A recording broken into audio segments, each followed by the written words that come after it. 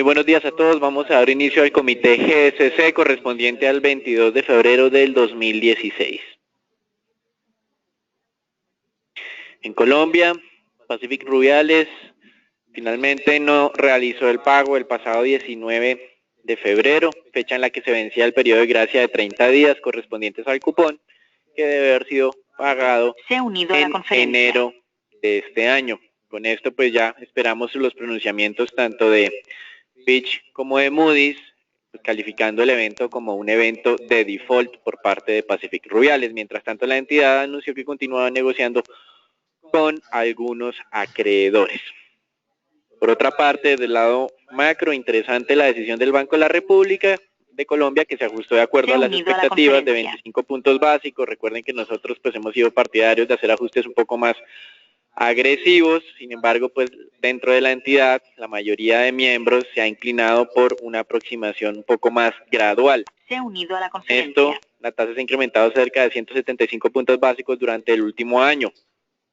Lo interesante de este comunicado de prensa, o lo que sorprendió a los inversionistas, fue la modificación en las reglas que tenían para la convocatoria a una subasta de venta de dólares. Previamente o inicialmente, cuando fue anunciado a cierre de octubre del 2015, se requería que el tipo de cambio superara en un 7%. Se ha unido a la conferencia. El promedio móvil de la TRM de los últimos 20 días. Posteriormente, hacia diciembre, se modificó a que solo fuera el 5%, y el viernes pasado se anunció que únicamente se requería que se desviara un 3% de ese promedio móvil de orden 20.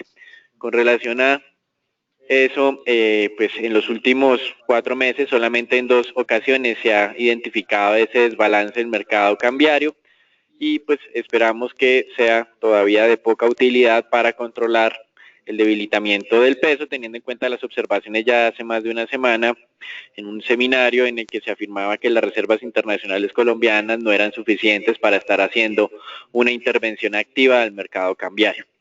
Por otro lado, y bien interesante, fue que el comunicado de prensa incorporara un nuevo recorte de gasto por parte del gobierno colombiano. Recuerden que la política monetaria es del Banco de la República, mientras que la política fiscal del Ministerio de Hacienda.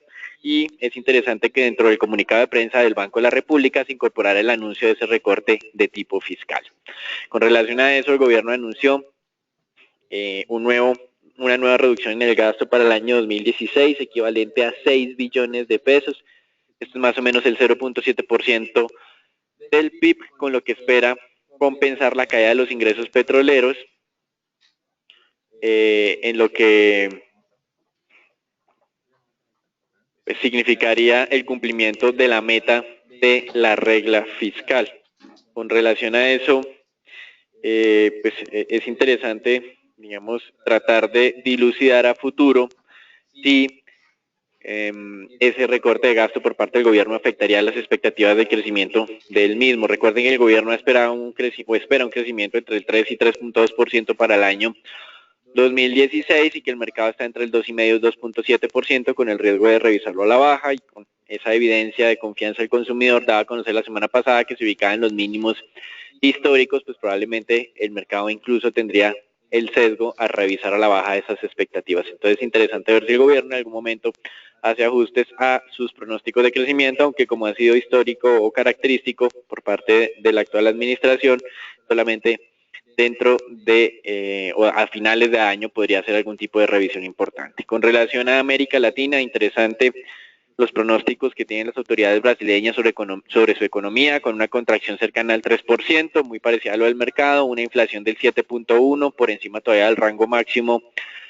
que tiene el Banco Central en este país. Recuerden que actualmente la inflación en Brasil está por encima del 10,5%, y que espera entonces que caiga más de 300 puntos básicos en lo que queda de este año.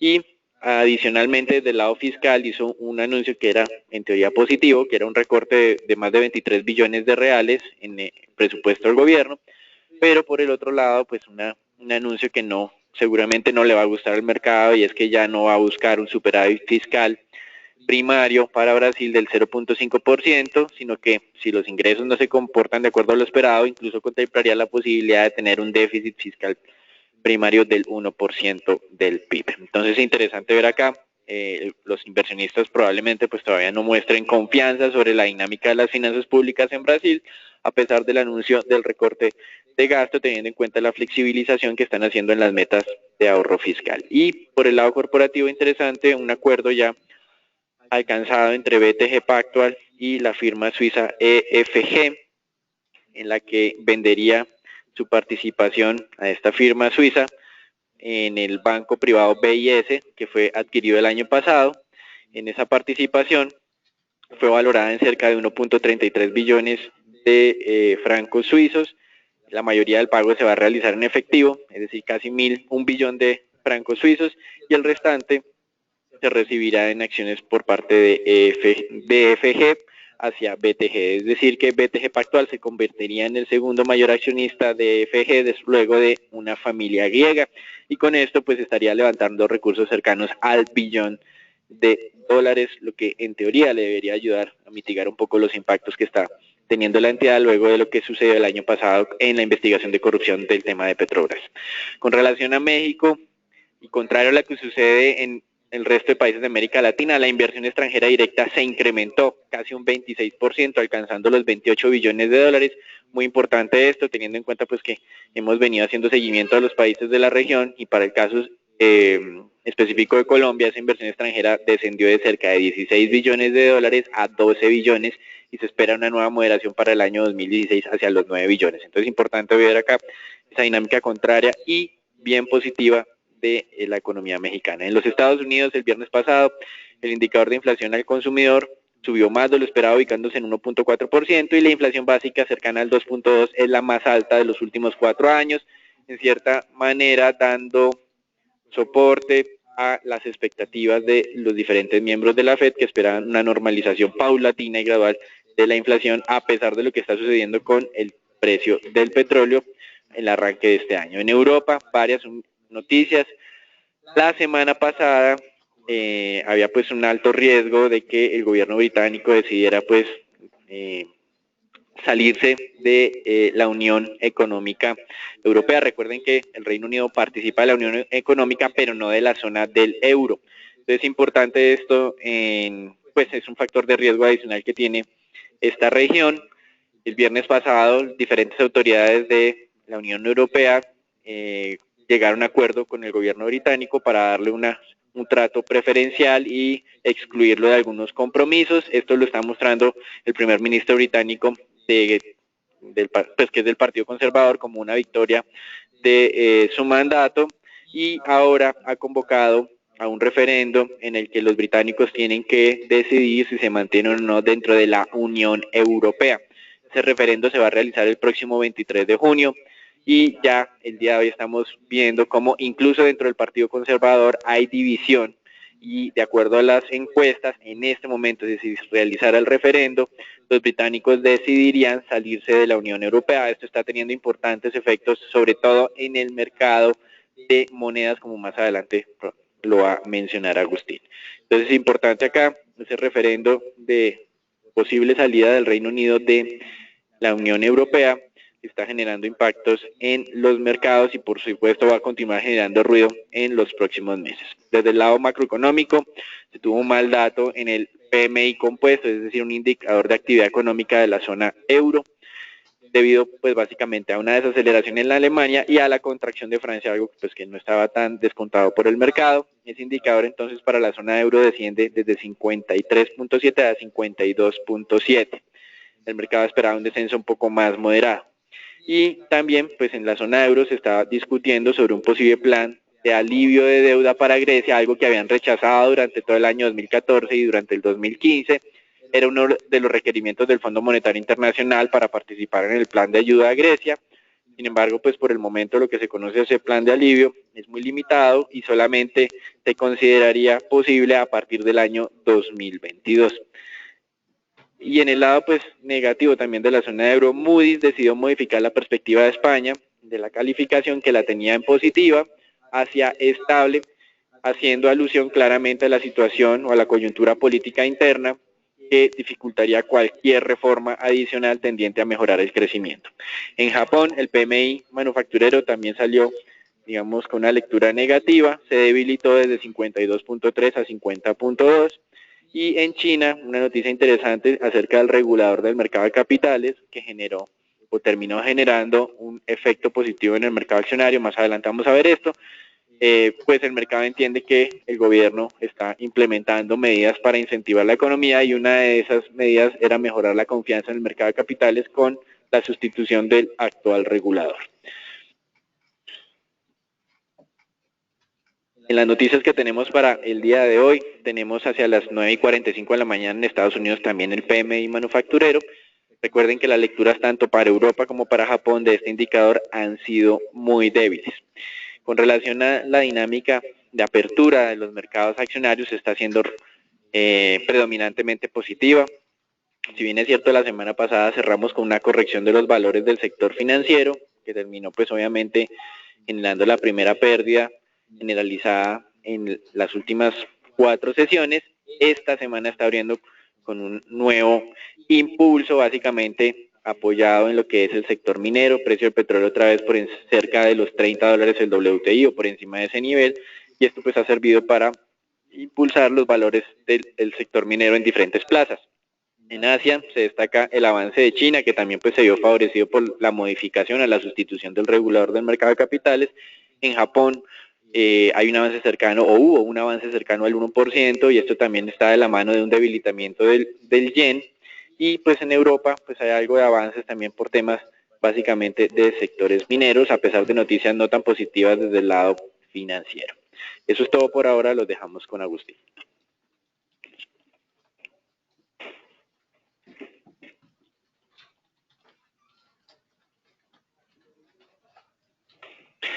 Y en lo que tiene que ver con nuestro índice Colcap, se mantiene entonces muy cerca a esa zona objetivo de 1.250 puntos que habíamos establecido desde hace un par de semanas.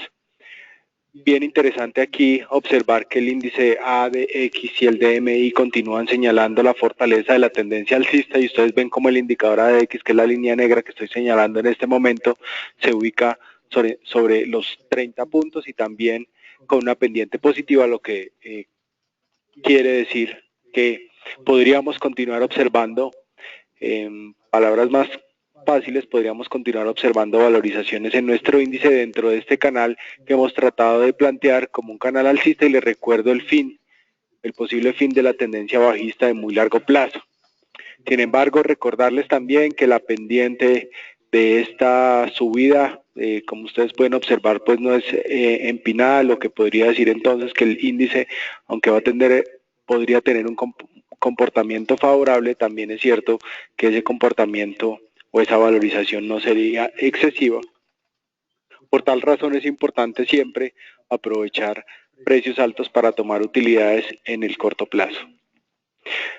La acción que más subió el viernes fue Bolsa de Valores de Colombia, un incremento del 1.74%.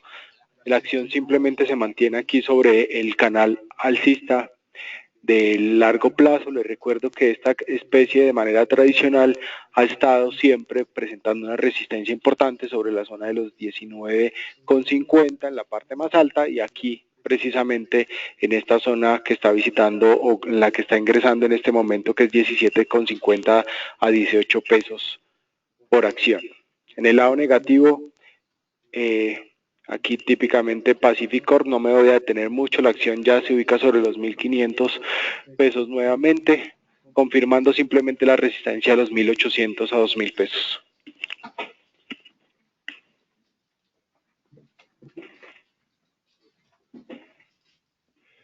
Buenos días a todos. Continuando aquí entonces con el análisis del mercado de renta variable, observamos que la semana pasada el índice Colcap presentó una variación positiva del 2,1% y pues por tanto ya acumula en el año un incremento positivo del 7%, que es interesante. Digamos que la semana pasada es bastante interesante observar que solamente 2 acciones que hacen parte del índice Colcap presentaron una variación negativa, Pacific y la acción preferencial de Bancolombia, mientras que ya prácticamente el resto de las acciones presentaron una variación positiva, Aquí digamos que se destaca también Isagen, Nutresa y Bancolombia por esas variaciones acumuladas del año, pero pues en la variación semanal muestra una variación del 0%. Por el lado positivo, vemos que Canacol presenta una importante recuperación en su precio, un incremento de un 12,4%, preferencial Avianca, que mantiene su tendencia alcista, mostrando una variación del 6,4%, Ecopetrol, que presentó también recuperación bastante importante en su precio del 6,1%. Observamos que en las semanas anteriores pues también ha presentado recuperaciones leves del 1, 1.5 y 1.9%, y bastante importante acá observar que ya en lo acumulado del año la compañía presenta una variación positiva del 1,8%. Finalmente tenemos lo que es aquí preferencial de vivienda y preferencial AVEA con variaciones del 4.9 y el 4.7% respectivamente.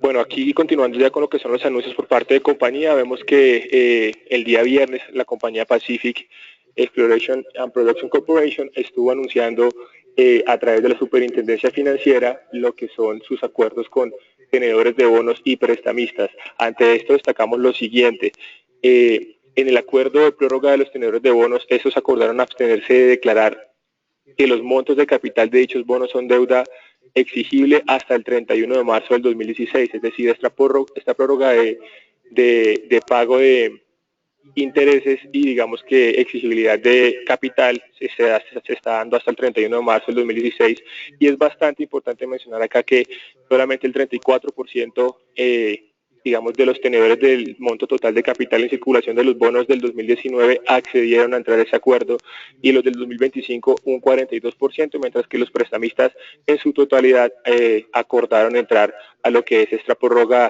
de deuda para la compañía. Entonces, pues es importante mencionar que el no pago de los intereses el día viernes sí digamos, incumple, sí otorga lo que es un incumplimiento en lo que es el pago de la deuda de la compañía, y pues por tanto podrían presentarse ya rebajas de calificación por parte de Fitch y Moody's, que son las dos compañías que faltan por otorgarle el grado de default a la compañía.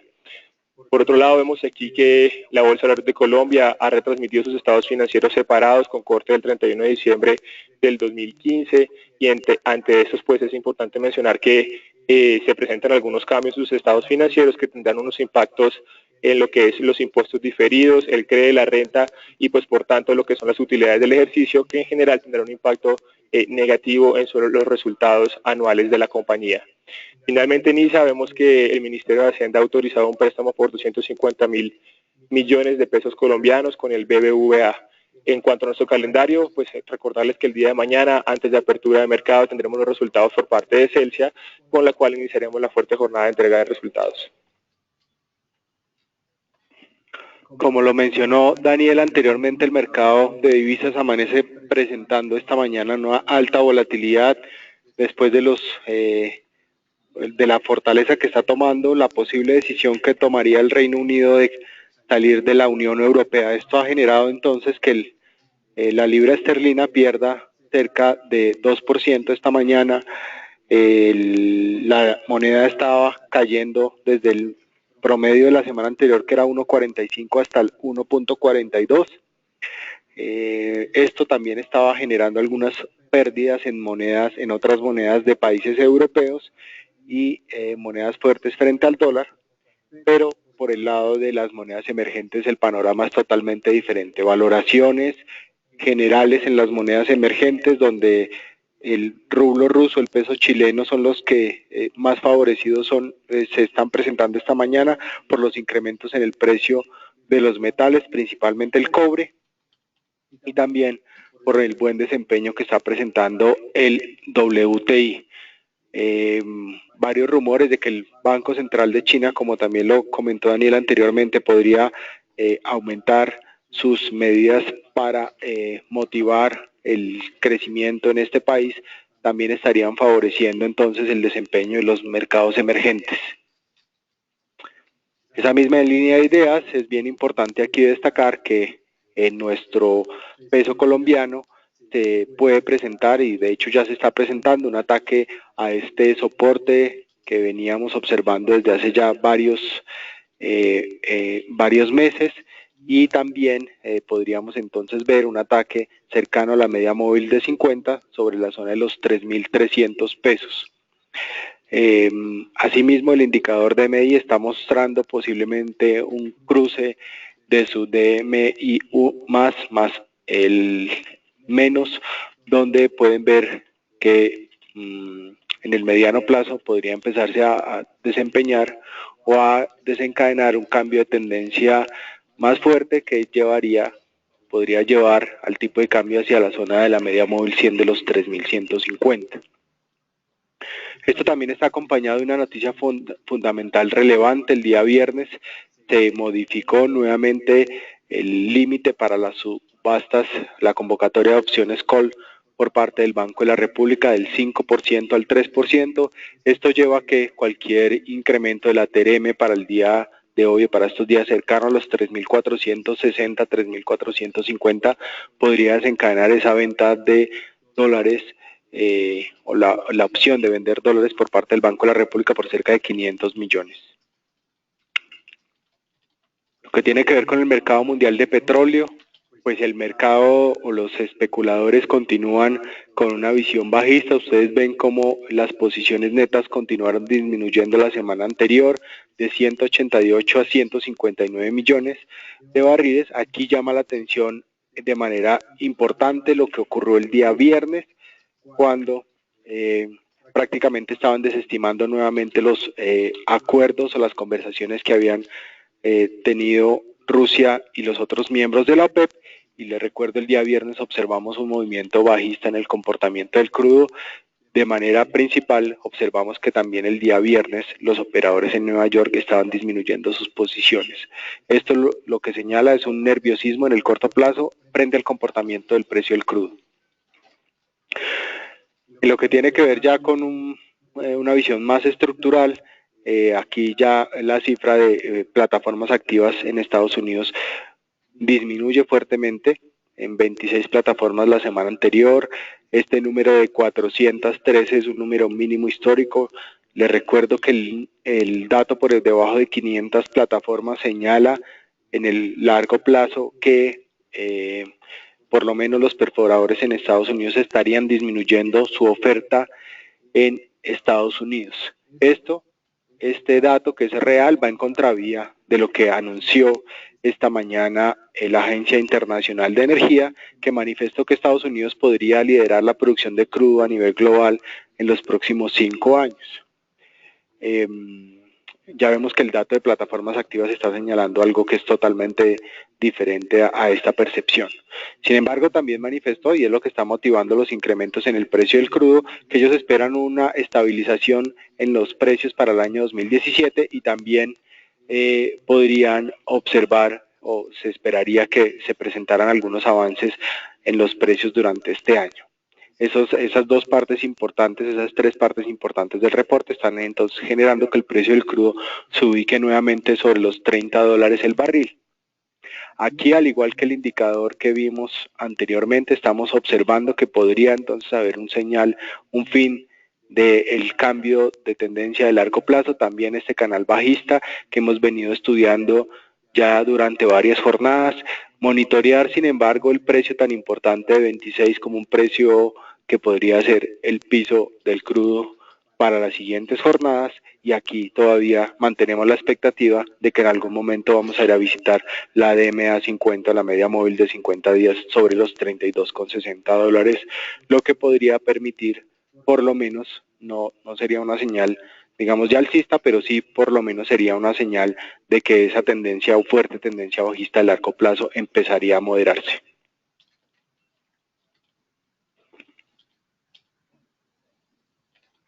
Bueno, luego de varias jornadas en que el mercado de renta fija reaccionaba de manera coordinada, esta semana estamos abriendo con una divergencia entre Estados Unidos y Europa. Mientras en Europa se esperan pues mayores avances en lo que es la política monetaria o la implementación de estímulos monetarios, sobre todo en la reunión del 10 de marzo. En Estados Unidos la revelación de ese indicador de inflación que subió un poco más de lo que esperaba el mercado, pues está generando esta diferencia. Mientras tanto, los bonos de tesoros Estados Unidos están cerca a niveles del 1.78 el día de hoy. Y como ustedes pueden ver, en Europa tenemos otros dos rojos importantes. España, pues luego de los pronunciamientos de Moody's, de toda esa dificultad de tipo político, lo que podría retrasar reformas importantes para generar impulso en el crecimiento y estabilidad en las finanzas públicas. Y en el Reino Unido, pues los efectos negativos de ahora de esa batalla al interior de este país para establecer si se mantienen o no dentro de la Unión Europea. Eso es todo por ahora, los dejamos con Felipe. Buenos días a todos. En el tema TES vemos cómo después de la reunión del Banco República, el mercado el día de hoy arranca casi 8 puntos básicos por debajo, empezando a operar al 8.78, rompiendo esa zona del 8.80, importante que había tenido 2 de vueltas la semana pasada. Continuamos con nuestra visión neutral, pero con sesgo bajista. Hemos visto que arriba en la zona del 8.90 al 9 no hay fuerza vendedora, por lo cual estaríamos esperando hoy que pase la segunda vuelta de la subasta de hace 10 días y la subasta del miércoles, que es por 650.000 millones, o sea, entra papel por 1.250.000 millones al mercado, aunque el mercado se encuentra en buena forma, recibiéndolos bien, por lo cual no debería haber presiones al alza. Recordar, subasta de 650.000 millones el miércoles en papeles del 2022, 2026 y 2030.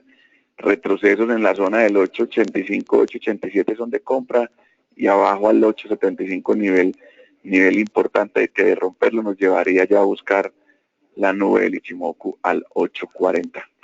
De resto, desearles a todos un excelente día y muchas gracias por participar en nuestro comité diario.